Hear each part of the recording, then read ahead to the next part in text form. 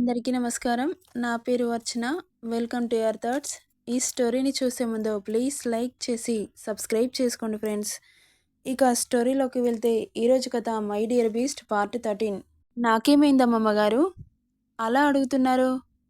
హ్మ్, ఒళ్ళు కొవ్వెక్కింది అన్న వాయిస్ వినిపించగానే తల తిప్పి చూసింది. బాబు షార్పుగా చూస్తూ కనిపించాడు. పడుకున్నదల్లా టక్కున లేచి కూర్చుంది అంజు. బిక్కుబిక్కుమంటూ చూస్తూ ఉంది. నేను మాట్లాడిన ఫోన్ కాల్ విన్నాడా ఏంటి అని ఇక కుర్చీలో నుండి లేచి ముందుకు వస్తూ అతడి పాకెట్లో చెయ్యి పెట్టి మొబైల్ తీసి ఆమె ముందుకు విసిరాడు హర్ష. ఒక్కసారిగా గుడ్లు పెద్దవి చేసి షాకింగ్గా చూస్తూ ఉండిపోయింది అంజు. ఏంటి, నోట మాట పడిపోయిందా అన్నాడు ఆమె దగ్గరికి వచ్చి. అతని కోపానికి జడిసి అలాగే బిగుసుకుపోయి చూస్తూ ఉంది అంజు. బామ్మ హర్ష కోపానికి తల తిప్పి అతన్ని చూసి, హర్ష, ఏమైందని, ఎందుకంత కోపం? కన్న తల్లిదండ్రులతో మాట్లాడటం కూడా తప్పేనా? ఎందుకలా తనని అంతలా భయపెడుతున్నావు? ఏ ఆడపిల్లనైనా కన్న వాళ్ళని ఎలా వదులుకుంటుంది అంటున్న బామ్మ మాటలకి హర్ష తల తిప్పి బామ్మని చూసి, గ్రానీ, ఇది నాకు తనకి సంబంధించిన విషయం. ఇందులో మీరు కలగజేసుకోవడానికి వీల్లేదు అనగానే అక్క నుండి వెళ్ళిపోయింది బామ్మ బాధగా. ఆమె అలా వెళ్ళగానే అంజుకి కోపం వచ్చి, ఏంటి మీ బాధ అనింది గుడ్లు పెద్దవి చేసి చూస్తూ. మొదటిసారి అతని మీదకు ఎదురు మాట్లాడింది అంజు. ఇప్పటి వరకు కూడా అతడి మీదకి ఎదురు మాట్లాడిన మనిషి లేరు. ఫస్ట్ టైం, ఫస్ట్ వ్యక్తి అది అంజునే అవడంతో అతనిలో ఉన్న బీస్ట్ బయటికి వచ్చి ఎదురుగా ఉన్న గ్లాస్ టేబుల్ బల్లున పగలడం, ఆమె మెడ మీద పగిలిన గ్లాస్ని పెట్టగానే అంత కోపంలో కూడా ధైర్యం తెచ్చుకొని, చంపేయండి, ఎందుకు ఆగుతున్నారు అనింది. ఆమెకు అంత ధైర్యం ఎలా వస్తుంది అని అతడి యాంగర్ లిమిట్స్ క్రాస్ అవుతుంటే గ్లాస్ని పక్కన పడేసి ఆమె పీక మీద గట్టిగా బిగిసింది అతడి చెయ్యి. అలాగే గోడకి నొక్కిపట్టి పైకి అమాంతం లేపాడు. ఆమెకు ఊపిరి ఆడక ఉక్కిరి బిక్కిరి అవుతుంటే అతడి చెయ్యి మీద చెయ్యి వేసి వెనక్కి తోస్తూ ఉంది అంజు. ఏంటి, భయం వేస్తుందా? ఇందాకేంటే ఏదో వాగుతున్నావు అంటున్న అతడి కంచు కంఠానికి ఒంట్లో వణుకు పుడుతుంటే ఇక చివరి శ్వాస ఇదేనేమో అనిపించి అమ్మా నాన్న కళ్ళ ముందు కదలాడుతుంటే ఇక కళ్ళు తేలేసింది అంజు. ఆమె వైపు విసుగ్గా చూసి ఇక చివరి క్షణంలో విసురుగా వదిలిపెట్టాడు. వెళ్ళి అక్కడే కింద పడిపోయింది అంజు.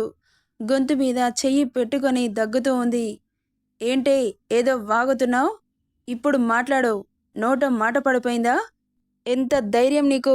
నా ఇంట్లోనే, నా రూమ్లోనే నాకు తెలియకుండా మొబైల్ మెయింటైన్ చేస్తూ నీ వాళ్ళతో వద్దు అన్నా కానీ మాట్లాడతావా అంటూ అతడికి తెలియకుండా ఫోన్ మాట్లాడింది అని కోపం కట్టలు తెంచుకుంటుంటే చేతి నరాలు పైకి తేలి ఆమె చెంప మీద గట్టిగా ఒక్కటిచ్చాడు. వెళ్ళి గోడకి పడింది అంజు. అలా పడగానే గోడ అంజు తలకి తాకడంతో తల నుండి రక్తం కారుతూ ఉంది. ఆమె అలా పడగానే అంజు తల ఒక్కసారిగా గిర్రున తిరిగి తల పట్టుకుని కూర్చుంది అంజు. అయినా అవేవి అతడి మెదడుకు ఎక్కట్లేదు. ఆమె చెయ్యి పట్టి ఫోర్స్గా పైకి లేపి, మీ వాళ్ళతో మాట్లాడొద్దు అని చెప్పాను, ఎందుకు మాట్లాడావు అన్నాడు మళ్ళీ రెట్టించి. అంత జరిగినా కానీ భయం లేకుండా నేను తప్పేమీ చెయ్యట్లేదు అని మనసుకు సర్ది చెప్పుకుంటూ, నా వాళ్లతో మాట్లాడితే తప్పేముంది? మీరేమైనా బొడ్డు కోసి పేరు పెట్టారా? మీ ఇష్టానికి ప్రవర్తిస్తున్నారు అనింది లోగొంతులో ధైర్యం కూడగట్టుకొని. నేను బరాబర్ మాట్లాడతా, ఏం చేస్తారు? తిడతారు, కొడతారు, లేకపోతే చంపేస్తారు, అంతే కదా. మా వాళ్లతో కాల్ మాట్లాడడం ఏంటి? డైరెక్ట్గా మా వాళ్ళ దగ్గరికే వెళ్తాను.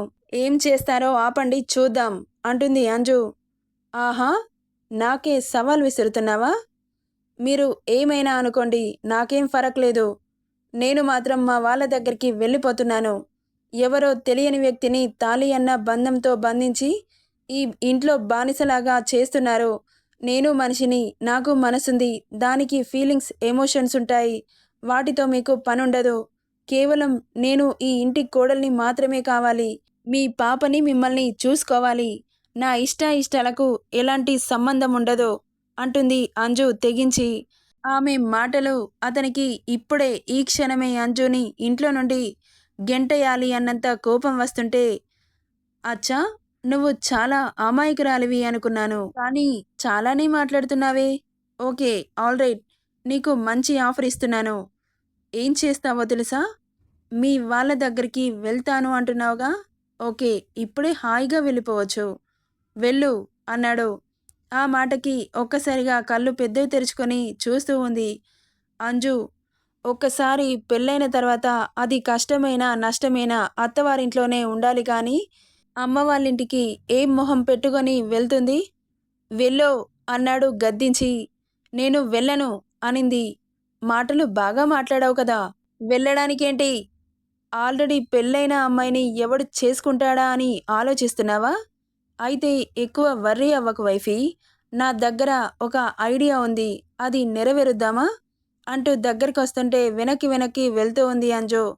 ఒక్క అడుగులో ఆమెను చేరి, ఆమె తాళి అతని చేతిలో పట్టి, ఇది ఇప్పుడే తీసేస్తాను. నీ వాళ్ళ దగ్గరికి వెళ్ళు. నీ ఇష్టం ఉన్నోడిని పెళ్లి చేసుకో అంటున్న అతడి మాటలకి శిలలా మారిపోయి చూస్తూ ఉంది. ఎందుకంత షాక్ అవుతున్నావు? నీకు కావాల్సింది అదే కదా అన్నాడు ఆమెను గోడకి అదిమి. ఏ ఆడపిల్లకైనా ఒకసారి తాళి మెడలో పడ్డాక ఎన్ని కష్టాలు ఎదురైనా భరిస్తుందే కానీ ఆమె మెడలో ఉన్న తాళిని తీయాలని చూడదు. అలాంటిది కట్టుకున్న భర్తే అలా తీయాలని చూస్తుంటే ఊరుకుంటుందా? అతడి చేతి మీద చెయ్యి వేసి చేతిని విసిరికొట్టింది. అంతా మీ ఇష్టమే అనుకుంటున్నారా? మీ ఇష్టానికి పెళ్లి చేసుకోవడం, ఇప్పుడు తాళిని తీసేయడం. ఏ ఆడపిల్లకైనా ఒక్కసారి మెడలో తాళి పడ్డాక చావనైనా చస్తుంది కానీ ఎట్టి పరిస్థితుల్లో తాళిని తీయదు. నేను అలా కోరుకున్నానని మీతో చెప్పానా? అమ్మా నాన్నలని ఒక్కసారి చూడాలని అడిగాను అంతే. అక్కడే ఉండిపోతా అని అనలేదే. నవమాసాలు మోసి కని పెంచిన తల్లి తన బిడ్డ ఎలా ఉందో అని దిగులుతో ఆరోగ్యం పాడు చేసుకుంటుంది.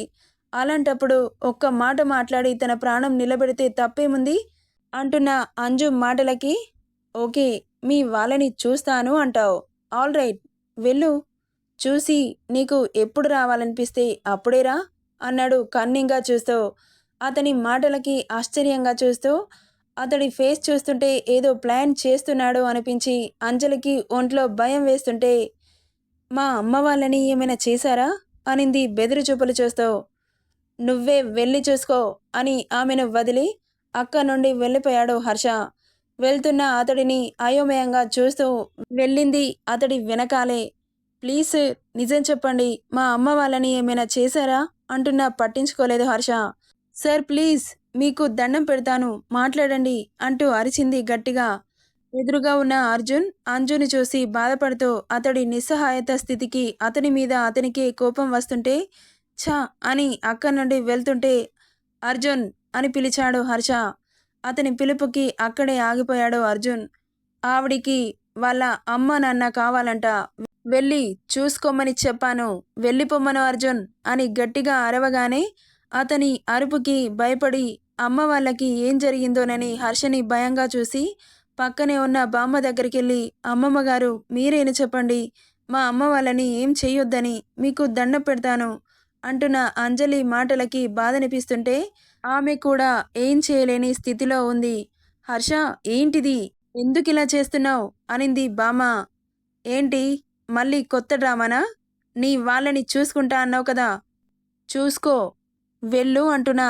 ఇంకోసారి చెప్పను అని సీరియస్గా చెబుతుంటే ఇక ఆమెని బాధగా చూస్తున్న ఇంట్లో వాళ్ళ వైపు ఓసారి చూసి అక్కడి నుండి ఆ ఇంటి గడప దాటుతుండగా చిటిక వేశాడు హర్ష. ఆ సౌండ్కి వెనక్కి తిరిగి చూసింది. నువ్వు ఇక్కడి నుండి నడుచుకుంటూనే వెళ్ళాలి. ఒక్క వెహికల్ ఎక్కినా నా అంత రాక్షసుడు ఇంకొకడుండడు అని చెప్పగానే బాధతో అక్కడి నుండి నడుచుకుంటూ వెళ్ళింది అంజు. వెళ్తున్న ఆమెని కన్నింగ్ స్మైల్ ఇస్తూ చూస్తూ ఉండిపోయాడు హర్ష. వెళ్ళిన అంజుని బాధగా చూస్తూ ఉండిపోయారు ఇంట్లో వాళ్ళందరూ. అర్జున్కైతే అతడి గుండెని మెలిపెట్టినట్లు అవుతుంటే అక్కడి నుండి విసురుగా వెళ్ళిపోయాడు. హర్ష తాపీగా హాల్లో కూర్చొని ల్యాప్టాప్ ముందేసుకొని వర్క్లో పడ్డాడు. ఇక్కడ అంజు బాణుడు బగబగా మండిపోతుంటే అక్కడి నుండి వాళ్ళ అమ్మ వాళ్ళింటికి 7 కిలోమీటర్స్ ఉండడంతో ఆమె తెల్లటి మేనిఛాయ శరీరాన్ని మండుతున్న సూర్యుడు ఒంటి మీద పడి మంట పెడుతుంటే చీరకొంగుతో చెమటలు తుడుచుకుంటూ ఆమె లోపల ఉన్న దుఃఖాన్ని ఎంత ఆపుదామన్నా ఆగకుండా వరదలా వచ్చేస్తుంటే అప్పటికే నీరసంగా ఉన్న ఒళ్ళు ఇంకా నీరసించిపోతుంది. ఇక్కడ హర్ష అలెక్స్‌కి కాల్ చేసి ఆమెను ఫాలో అవ్వమని చెప్పాడు. నెక్స్ట్ పార్ట్ నైట్ వరకిస్తాను. ఈ స్టోరీ ఎలా ఉందో కామెంట్ చేయండి friends. Thank you for listening.